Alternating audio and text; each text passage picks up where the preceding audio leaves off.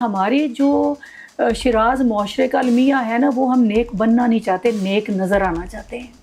میں اپنا ایک حلیہ ایسا کروں گی کہ آپ مجھے سمجھیں کہ بی بی تو بڑی نیک ہے، سارا کچھ ہے، لیکن میں وہ کوشش نہیں کروں گی کہ وہ میں کام کروں جو نیکی والے ہیں۔ تو ہم نے جو اپنے اوپر غلاف بنائے ہوئے ہیں، لوگوں نے خول چڑھائے ہوئے ہیں کہ اندر کوئی اور چیز ہے اور باہر ہم کچھ اور دکھاوا کرتے ہیں۔ ویورز، علی گڑھ انسٹیٹیوٹ آف پولیٹیکل لیڈرشپ سے آج ہماری گیسٹ ہیں محترمہ صغریٰ صدف صاحبہ، شاعرہ، لکھاری، صوفی اسکالر۔ ویلکم صغریٰ صدف صاحبہ۔ وعلیکم ویلکم۔ بہت شکریہ جی۔ کیسی طبیعت آپ کی؟ ٹھیک ٹھاک؟ ٹھیک ہوں، بالکل۔ بہت پرانا تعلق آپ سے جی۔ اور فائنلی آپ کی بڑی مہربانی، آپ نے وقت دیا تاکہ ہم آپ سے کچھ ایسے سوال کر سکیں جو ہمارے سماج سے جڑے ہیں، ہمارے ملک سے جڑے ہیں، ہمارے سماجی مسائل سے جڑے ہیں۔ جی۔ پہلا سوال میرا یہ ہے صغریٰ صاحب، چند سالوں سے ایک بات سامنے آئی، ایک زینب کا واقعہ آیا، قصور کا، غالباً آج سے 8 سال پہلے، اور پاکستان سارا ہل کے رہ گیا۔ مجھے یاد ہے میں خود اس دن سارا دن بسترے میں رہا، بہت پریشان رہا۔ اس کو آپ اس کی وجوہات اور پھر آپ ہمارے پاکستان کے نامور دانشور، نامور صحافیوں سے، نامور سیاستدانوں سے ملتی رہتی ہے، تو یہ کمی کہاں ہے؟ مسئلہ کیا ہے اور حل کیوں نہیں ہو پاتا؟ ہاں، یہ ایک سوال، ایک ایسا سوال ہے کہ اس کا کوئی ایک جواب نہیں دے سکتے ہم کہ ایک ہاں یا نہ میں، یا کوئی ایک انڈیکیٹ ہم کر سکیں کہ یہ وجہ ہے۔ بہت ساری وجوہات ہیں، اور واقعی آپ نے یہ کہا کہ زینب والا کیس ایسا تھا کہ ہماری تو نیندیں اڑ گئی تھیں رات کو۔ ایک ماں کے طور پر، ایک عورت کے طور پر میرے لیے بڑا اذیت ناک تھا، اور ہر ماں کے لیے تھا، باپ کے لیے بھی تھا، پوری سوسائٹی کے لیے تھا۔ تو آج اگر ہم 8 سال بعد دیکھتے ہیں تو آج تو بے شمار واقعات ہو رہے ہیں، یعنی اس میں حکومت نے کافی کام کیا، ملزمان کو پکڑ بھی لیا۔ میں خود، جو عارف صاحب تب آئی جی صاحب تھے، میں ان کو ملنے بھی گئی، ان سے میں نے ساری وہ پوچھا بھی، تو انہوں نے ہاتھ پہ پٹی باندھی ہوئی تھی، انہوں نے کہا تھا میں نے اس ہاتھ سے اس بندے کو تھپڑ مارا۔ کہتے ہیں میں یہ کرنا نہیں چاہتا تھا لیکن مجھے برداشت ہی نہیں ہوا اس وقت، کیونکہ ان کے اندر بھی ایک باپ ہے، وہ ایک ڈیوٹی کے ساتھ ایک انسان بھی۔ تو اب دیکھیں کہ وہ اتنا بڑا واقعہ، اور پھر اس میں ہمیں اگر آپ دیکھیں تو ایک جو پہلو نکلتا ہے نا، وہ ہے بہت بڑی منافقت کا، ہمارے رویوں میں منافقت کا، ہماری تربیت میں منافقت کا، جس سے یہ ساری چیزیں جڑتی ہیں کہ وہ بچہ جو ہے وہ کیا کرتا تھا، نعتیں پڑھتا تھا۔ جی بالکل۔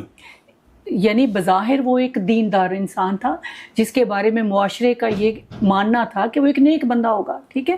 تو ہم نے جو اپنے اوپر غلاف بنائے ہوئے ہیں، لوگوں نے خول چڑھائے ہوئے ہیں کہ اندر کوئی اور چیز ہے اور باہر ہم کچھ اور دکھاوا کرتے ہیں، یعنی ہمارے جو شراز معاشرے کا المیہ ہے نا، وہ ہم نیک بننا نہیں چاہتے، نیک نظر آنا چاہتے ہیں۔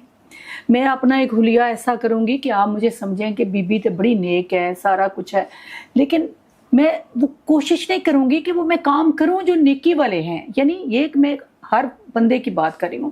تو اس وجہ سے یہ جو 2 نمبری ہے، جو ہمیں تربیت دی گئی، جو دینی حوالے سے، دنیاوی حوالے سے ہمارے مدارس میں، اسکولوں میں، کالجوں میں تربیت نہیں کی گئی بچوں کی، اور پھر والدین کے پاس بھی کافی سالوں سے ٹائم نہیں ہے، ان کی اپنی مصروفیات ہیں، ان کے ڈرامے ہیں، وہ سمجھتے ہیں ہم نے بچے کو موبائل دے دیا، اس کو بینک بیلنس کو، اس کے کارڈ میں پیسے ڈال دیے، یا اگر وہ تھوڑا ماڑا ہے تو اس کو کوئی اور کھلونا لے کر دے دیا تو ہماری ذمہ داری پوری ہو گئی۔ وہ اسکول گیا، آ گیا، ٹیوشن پڑھنے چلا گیا، کسی قرآن پڑھنے چلا گیا، ہمیں نہیں پتہ وہ کن دوستوں سے مل رہا ہے، وہ کیا سوچ رہا ہے، وہ موبائل پہ کیا دیکھ رہا ہے، یہ نہیں ہم دیکھ رہے۔ دوستی نہیں کرتے ہم اپنے بچوں سے، ہمیں دوستی کرنی چاہیے ان سے۔ تو یہ جو 2 نمبری ہے، جو فکر میں بھی، رویے میں بھی ہمیں یہ سکھایا گیا بچپن سے کہ آپ یہ نفل پڑھیں گے تو اتنا ثواب ہوگا، آپ اتنی دفعہ درود پڑھیں گے تو آپ کو اتنا ثواب ہوگا۔ میں صبح اٹھتی ہوں تو مجھے کئی میسج آتے ہیں کہ آپ نے درود پڑھ لیا ہے۔ میں نے کہا نبی پاک صلی اللہ علیہ وسلم پہ ہماری جان قربان، آپ یہ کہیں کہ آپ نے نبی کی سیرت پر عمل کرتے ہوئے کسی غریب کا کوئی کام کیا ہے، کسی کو ہنس کے ملے ہیں، خوش اخلاقی کا مظاہرہ کیا ہے؟ ان کو ہمارے صرف عبادات کی ضرورت نہیں ہے، اللہ نے اعمال، اللہ نے انسانوں کو عبادات کے لیے پیدا نہیں کیا تھا نا۔ اب دیکھیے، عبادت کے لیے پیدا کرنا ہوتا تو فرشتے تھوڑے تھے جو 24 گھنٹے عبادت کر رہے تھے، ہمیں تو صلاحیتیں دے کر بھیجا گیا کہ آپ نے اپنے آپ کو پہچاننا ہے۔ جس نے اپنے آپ کو پہچانا، اس نے اپنے رب کو پہچاننا ہے، اور پھر ان صلاحیتوں کا بہتر استعمال کرنا تھا اس سوسائٹی کو بہتر بنانے کے لیے۔ صغریٰ صاحبہ، یہ تو آپ نے بات کی نا والدین کی تربیت، بس میں ختم کر رہی ہوں۔ یہ 2 نمبری جو ہے، ہمیں جو جو ہمیں پڑھایا گیا کہ آپ نیکی جو ہے نا نیکی کرنے کے لیے آپ کو صرف عبادت کرنی ہے, 5 وقت نماز پڑھنی ہے, یہ کرنا ہے وہ کرنا ہے, پھر نرینہ اولاد آپ کو مل جائے گی, آپ کو لمبی عمر ملے گی, رزق آپ کی دعاؤں کی کیا خواہش ہوتی ہے؟ محبوب قدموں میں ہوگا. محبوب قدم یہی ہوتا ہے کہ لمبی عمر ہو, بیٹا ہو اور دولت ہو. کوئی بندہ یہ نہیں جا کے کہتا کہ میرا من کھول دیں, میرا من صاف کر دیں, مجھے وہ طریقہ بتائیں کہ میں اپنا من صاف کروں. تو اس لیے لوگ یہ سمجھتے ہیں کہ ہم نے یہ ظلم کر لیا, ہم پھر دوبارہ باتیں کریں گے, حج کر لیں گے, پاک صاف ہو جائیں گے, زیرو پہ آ گئے. یہ ختم کرنے کی ضرورت ہے. صاحبہ یہ تو آپ نے بات کی نا منافقت سماج میں, تربیت, والدین, اسکول. اب آ جائیں جو ہمارے حکومتی عہدیدار ہیں, کیا وہ لیجسلیشن قانون سازی جو انہیں کرنی چاہیے تھی, جو ویسٹ میں ہوئی ہے, موجود ہے, کیا انہوں نے اس کے لیے کوشش کی سنجیدہ آپ کے خیال میں؟ اور اس کے لیے جو سزائیں ہونی چاہیے, جو عبرت ناک سزا, جب تک آپ کسی جرم کی اور خاص طور پہ ایسے گھنونے جرم کی نہیں دیں گے تو یہ کیوں رکے گا؟ اچھا, قانون سازی تو اتنی زیادہ کی کہ شاید ویسٹ میں بھی نہ ہوگی. اتنے ہمارے قوانین ہیں خواتین کے حوالے سے, بچیوں کے حوالے سے سارے, لیکن امپلیمنٹ نہیں کچھ کیا گیا. اب دیکھیں نا قانون کیا کرنے ہیں. اب برطانیہ کی جب ہم تاریخ پڑھتے ہیں سیاسی حوالے سے, کوئی ریٹن ایسی چیز نہیں ہے, وہ ایک رواج ہے, ان کی عادت بن گئی ہے. اب وہ ٹریفک کی قوانین کی پابندی کسی ڈر سے نہیں کرتے, ان کے اندر ایک عادت ہے. ٹھیک ہے, بہت سارے ممالک میں مجھے بھی جانے کا اتفاق ہوا, آپ بھی جاتے رہتے ہیں, تو ہم یہ دیکھتے ہیں چیزیں.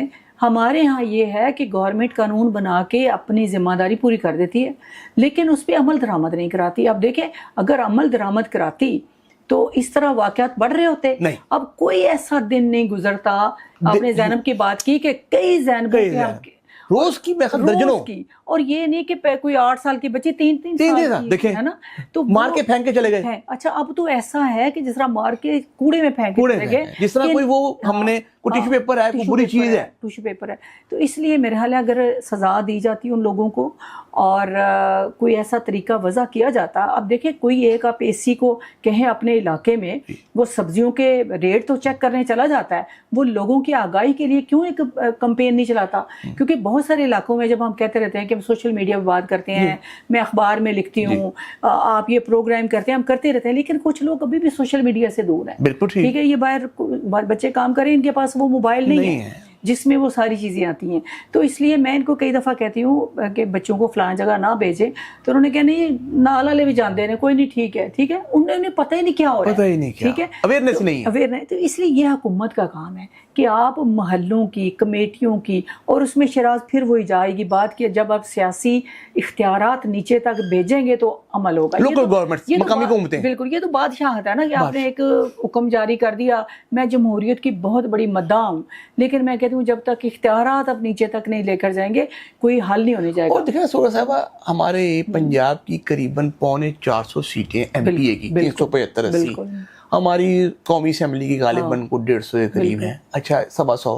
پھر ہماری چیف منسٹر صاحبہ مریم نواز صاحبہ بڑی متحرک, بڑی ایکٹیو, وائبرنٹ, اور چاہتی ہیں پیشنیٹ کام ہو, لیکن آپ 1 2 50 100 بندوں سے 14 کروڑ لوگوں کو تو نہیں آپ مینیج کر, سسٹم ہونا چاہیے نیچے. بالکل, آپ دیکھیں اگر آپ کے وہ بلدیاتی ممبر ہیں سارے, تو آپ نے ایک گروپ میں انہیں چیز کہہ دینی, ٹھیک ہے.